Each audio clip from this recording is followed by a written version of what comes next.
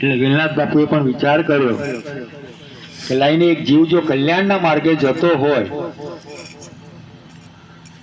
તો કે એને કંઠી બાંધ્યા મને શું જાય છે, કરશે તો ઠીક, નહીં કરો તો એનું કરે. એટલે વેલનાથ બાપુએ એને કંઠી બાંધીને એના સાથે બોધ આપ્યો, સમજણ આપી. જેમ આપણે 5 નિયમો છે કે દારૂ ના પીવો, ચોરી ના કરવી, જુગાર ના રમવો, માંસ મટન મચ્છીંડું એવું કંઈ ખાવું નહીં, અને પુરુષ માટે કે પરસ્ત્રીથી પ્રીત ન કરવી, બહેનો માટે કે મારો પતિ એ જ પરમેશ્વર, બીજા ભાઈને બાપ, જેમ આપણા 5 નિયમો છે એમ વેલનાથ બાપુએ પણ એને નિયમો આપ્યા રામલાને. અને પછી કીધું કે હવે તું આ ગુરુ મંત્રનો જાપ કરતો રહેજે, ભક્તિ કરતો રહેજે. એમ કરીને વેલનાથ બાપુ જતા રહ્યા જુનાગઢ. એ જતા રહ્યા એ વાતના 6 મહિના થઈ ગયા. અહીંયા રામલો ખરેખર સીધો થઈ ગયો, શિકાર કરવાનું છોડી દીધું, બધું છોડી દીધું, ભક્તિમય જીવન બનાવી દીધેલું. 6 મહિના થતા વેલનાથ બાપુને યાદ આવી રામલાની. એટલે એને કંઠી તો બાંધીને આવ્યો, હવે હું કરે જોવું તો પડે ખરો, કે ભક્તિ કરે છે કે નહીં કે શું કરે જોવા તો જવું પડે. એટલે વેલનાથ બાપુ આયા, પણ કે જો હું સીધો સીધો જઈશ તો કંઈ પણ કરતો હશે તો મારી સામે બતાડશે નહીં. એટલે વેલનાથ બાપુએ શું કર્યું, એક હરણાનું રૂપ ધારણ કર્યું. હરણાનું રૂપ ધારણ કરીને જે ગામનો શેમાળો હતો ત્યાં આગળ ફરવાનું ચાલુ કર્યું. એટલે ત્યાં છોકરાઓ જે પેલા ફરતા હોય બધા, એ બધા જોયું કે કેટલું સરસ હરણ ફરે છે, કે જો આપણો રામલો અત્યારે શિકાર કરતો હોત તો આવું હરણ હોત ખરું, ક્યારનું કે મારી નાખ્યું હોત. એટલે એમાંથી 1-2 જણા ગયા રામલા જોડે, કે રામલા તો મસ્ત શિકાર આવ્યો છે, કે તો કે મેં તો છોડી દીધું બધું, હું આવું કંઈ કરતો નહીં, હું ગુરુવાળો થઈ ગયો, હવે હું આવું કંઈ કરતો નથી, મેં તો બધું છોડી દીધું. પણ કે જો તો ખરો કેટલું સરસ હરણ છે, જોવામાં ક્યાં જાય છે, કે જોવામાં પ્રતિજ્ઞા તૂટવાની નહીં તારી, કે સારું. એટલે જોવા ગયા, જોયો હરણને જોયું. બાપુ જેમ દારૂ જોઈને દારૂડિયાની દાઢ હડકે ને, પેલો શિકાર જોયો ને એટલે પેલાને વિચારે ખરો આટલું સરસ છે, ક્યાં ગુરુ જોઈ રહ્યા છે, લાઈને કે કરી લેવા દે, આજ તો ગુરુ ક્યાં જુઓ છે. એટલે ઘરે જઈને 6 મહિનાની પડેલી બંદૂક સાફ કરી 6 ગોળી ભરી અંદર બાપુ, 6 ગોળી કરી અને આયુષી માડે.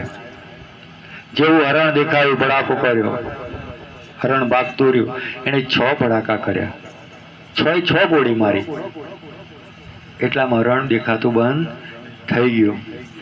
હરણ દેખાતું બંધ થઈ ગયું. રામલો વિચાર કરે છે કે સાલું મેં ભૂલ કરી નાખી, મેં મારા ગુરુનું વચન તોડ્યું, પસ્તાવો તો થઈ રહ્યો છે પણ થઈ ગઈ ભૂલ. હજી તો ઘરે આવીને બેઠો છે અને એક બીજો સાધુ આવ્યો, એમણે એમ કીધું કે ભાઈ રામલા, તને જુનાગઢ તારા ગુરુએ બોલાયો છે. હા, રામલાનો ફાડ પડી, ખારું 6 મહિના કઈ નાત કર્યું, આજે એક દાડો ભૂલ કરી અને આજના જ ગુરુનો બોલાવો આવી ગયો.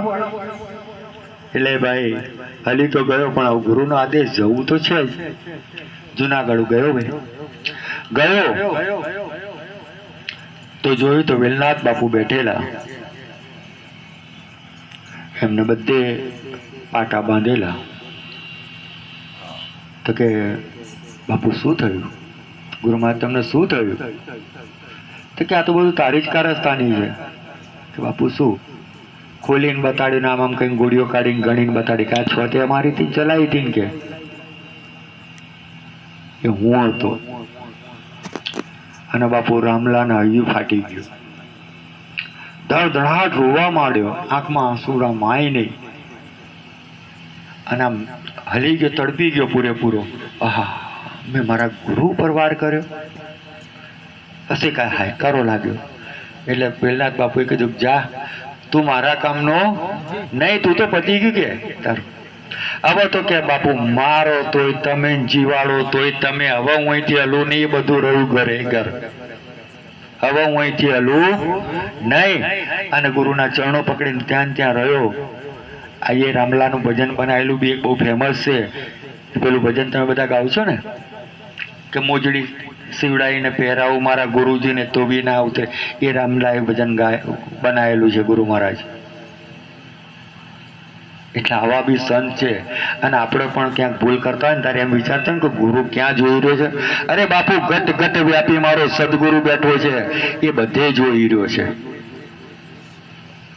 એટલે એનો ડર હંમેશા રાખજો કે નથી જોતો એવું તો મનમાં લાવતા નહીં. ગુરુ તો હંમેશા આપણા સદગુરુથી સીધું જ્ઞાન આપ્યું છે કે બધા બેઠે હું બીજો કોઈ છું નહીં. અને એટલે જ આપણા નિરાતની પરંપરા બી છે કે જ્યારે તિલક કરીએ તો પણ આપણા ગુરુની જેવ કરીએ છીએ. હાર પહેરાઈએ તો પણ આપણે સદગુરુ વાડીરામ મહારાજની જય બોલીએ છીએ. એટલે એક નક્કી થાય કે મેં કોનો હાર પહેરાયો? વિજયરામને નહીં, વાડીરામને. તિલક કોને કર્યું? વિજયરામને નહીં, વાડીરામને. એ જે બોલાવાનો મતલબ આ છે ને. તિલક કરતી વખતે એમ ના કહેવાય કે વિજયરામ મહારાજની જય, એમ ના કહેવાય. પણ ના, વિજયરામ ઉપર લક્ષ ના જાય ને ગુરુ ઉપરથી લક્ષ ભટકી ના જાય. એટલે આપણે પોતાના ગુરુની જેની પરંપરા છે. અને નિરાતનું જ્ઞાન જેવું ચોખ્ખું જ્ઞાન ક્યાંય નથી. દરેક વસ્તુ આપણને એકદમ ચોખ્ખી કરીને કમ્પ્લીટ કરીને સમજાવી દેવામાં આવી છે. પણ આપણામાં ક્યાંક ખામી હશે ને તો આ વાત નહીં સમજાય. પહેલા તો સૌથી પહેલા કહું છું, ગુરુના પૂરેપૂરા બની જાઓ. આધા અધૂરાનું કામ નથી અહીંયા. પૂરા બની જાઓ.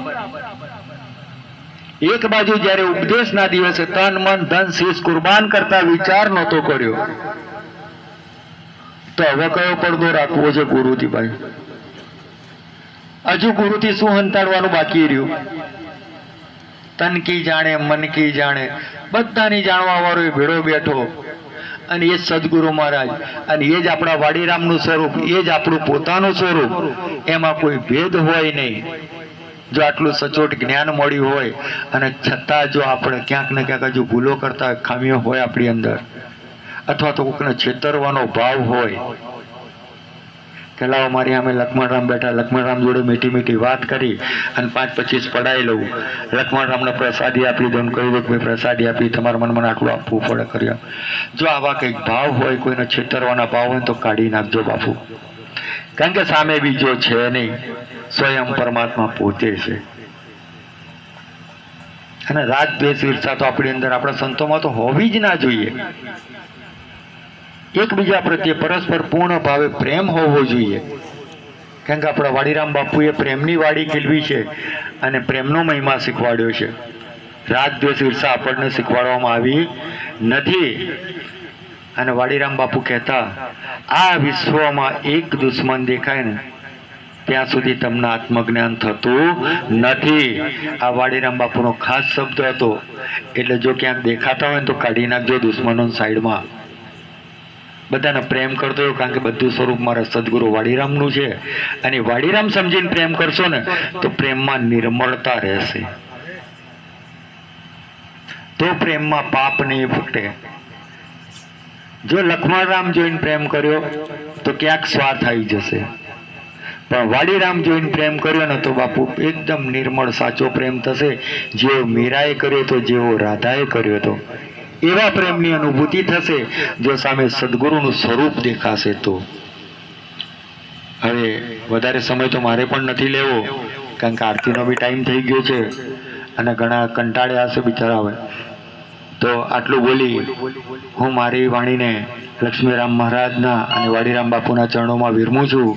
બોલો સદગુરુ વાડીરામ મહારાજ કી જય. માતૃ શ્રી લક્ષ્મીરામ